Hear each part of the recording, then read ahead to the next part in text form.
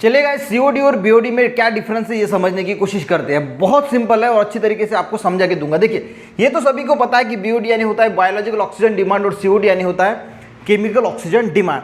अब इसको समझते हैं कि एक्चुअल में क्या है। देखिए, मान के चलो कि एक लेक है, हम एग्जाम्पल के तौर पे लेंगे, अच्छी तरीके से आपको समझ में आना चाहिए, इसलिए एक इंडस्ट्री का भी पानी हम ले सकते हैं, पर यहाँ पे मैं एक लेक का एग्जाम्पल लेने वाला हूँ। देखिए, अब BOD यानी क्या होता है, amount of dissolve oxygen consume by biological organism when they decompose organic matter in water. अब मान के चलो कि इसमें जो है वो ऑर्गेनिक मैटर है। अब ऑर्गेनिक मैटर को मैं कचरा बोलता हूँ, ठीक है, ताकि आपको समझे। इस लेक में किसी ने कचरा डाला, अब कचरा डाला तो माइक्रो ऑर्गेनिज्म क्या करेंगे, इसको डिकम्पोज करेंगे। डिकम्पोज यानी कॉम्प्लेक्स ऑर्गेनिक का कन्वर्सन सिंपल ऑर्गेनिक में करेंगे।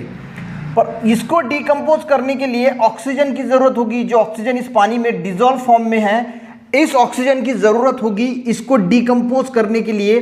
तो BOD यानी क्या होता है, तो कितना ऑक्सीजन रिक्वायर्ड है, ये जो यहाँ पे माइक्रो ऑर्गेनिज्म घूम रहे हैं, इस माइक्रो ऑर्गेनिज्म को, इस कचरे को डिकम्पोज करने के लिए इन माइक्रो ऑर्गेनिज्म को कितना ऑक्सीजन की जरूरत है, ये कितना ऑक्सीजन कंज्यूम करेंगे, इसी को बोला जाता है BOD।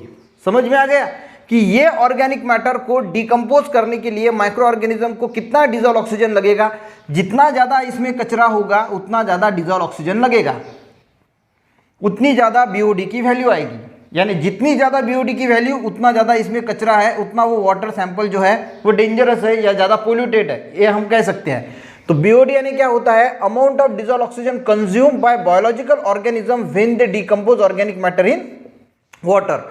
COD यानी क्या होता है, COD यानी हम इसको केमिकली, इस ऑर्गेनिक मैटर को और इनऑर्गेनिक मैटर को केमिकली ऑक्सीडाइज करते हैं। यहाँ पे और ये डिकम्पोज किसने किया था, माइक्रो ऑर्गेनिजम्स ने किया था, और यहाँ पे ये डिकम्पोज हम केमिकल यूज करके कर रहे हैं, ठीक है।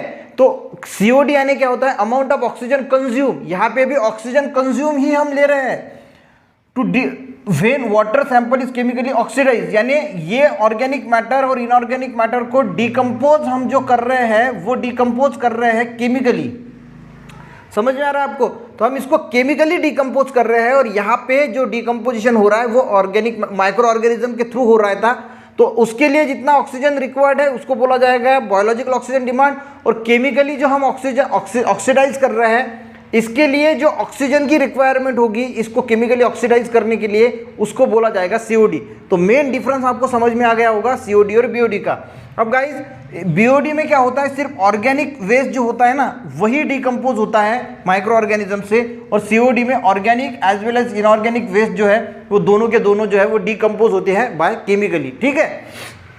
अब BOD value is always greater than COD। अब देखिए, यहाँ पे सिर्फ ऑर्गेनिक मैटर डिकम्पोज हो रहा है और यहाँ पे ऑर्गेनिक और इनऑर्गेनिक दोनों मैटर हो रहे हैं, और इसीलिए यहाँ पे सिर्फ ऑर्गेनिक मैटर डिकम्पोज होता है, और इसीलिए BOD की वैल्यू ऑलवेज लोअर, कम होती है। लो क्यों होती है, क्योंकि यहाँ पे सिर्फ ऑर्गेनिक मैटर ही डिकम्पोज हो रहा है, एक ही मैटर डिकम्पोज हो रहा है ऑर्गेनिक मैटर, इसीलिए इसकी वैल्यू लोअर होती है COD से।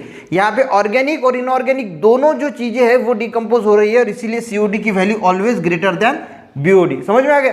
अब ये गाइस BOD स्लो प्रोसेस है, इसको 3 से 5 दिन लगते हैं, जनरली 5 दिन लगते हैं, पर अभी अभी ऐसे इंस्ट्रूमेंट आए हैं, उस इंस्ट्रूमेंट में 3 दिन में भी जो है वो BOD निकल जाता है।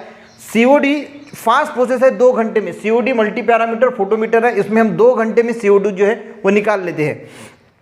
BOD perform at low temperature, ये लो टेम्परेचर यानी 20 डिग्री सेल्सियस पे परफॉर्म किया जाता है। COD जो है वो हाई टेम्परेचर यानी 150 डिग्री सेल्सियस पे जो है वो परफॉर्म किया जाता है। आई होप आपको COD और BOD में जो डिफरेंस है वो समझ में आया होगा।